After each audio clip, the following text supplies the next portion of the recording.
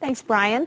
You know, kids are getting ready to head back to school. Some are already in classes, and you want to make sure they have a healthy lunch. So what should you put in their lunchbox? It is such a struggle.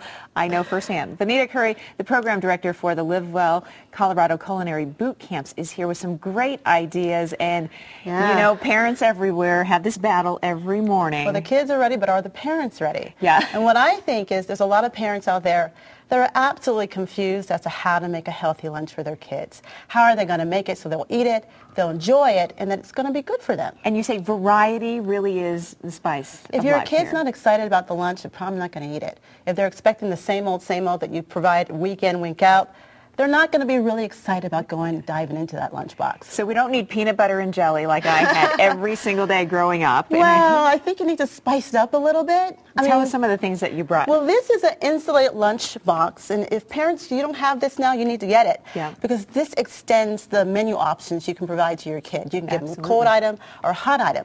And this is chicken noodle soup that my husband prepared with his mama's recipe. Oh, this would be a nice surprise. I mean, I think kids are expecting that cold sandwich every day. Right. Put the little chicken noodle or a bean soup in there. Make sure you have a dinner roll, get that grain in.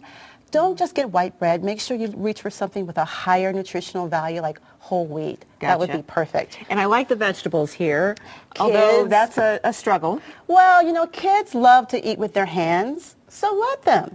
You know, put in some low-fat ranch dressing, cut up some peppers. The real trick is, if you're not cooking healthy at home, why in the world would you expect your child to run to the lunchbox with something that's healthy and good for them? Right. It really starts at the dinner table. Okay, so I see here you have like a snack. Some nuts would be good. Perfect. You know, what's great about nuts is they're inexpensive, they're easy to store, and they're easy to grab and go.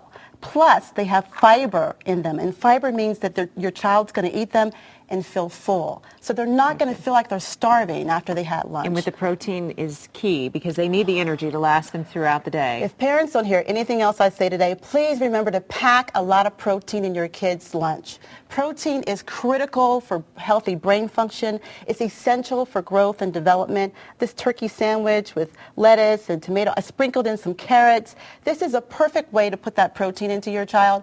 The other ways of, making sure you get meats and poultry and dairy products are great, but you can also reach for beans. Beans, lentils, soy products, they all have protein in them, and that's a great way to make sure they get that into their diet. The other thing I want to mention is reusable water bottles. Save the planet, save yourself some time. Don't go cruising the aisles looking for a sweetened beverage. Sweetened beverages, they add sugar, they add pounds, that leads to childhood obesity. You don't want that for your child. And they need the water. They need to stay hydrated. They need the water. I love this sandwich, a unique idea for kids. Well, the wrap. The thing that I wanted to mention is there's a turkey sandwich and a turkey wrap. Repurpose items, it's okay, especially if your child really enjoys turkey. So this is definitely something. More fun. I think it is. I think it's something that they really should have in their diet. Okay. The other thing is make fruit your dessert.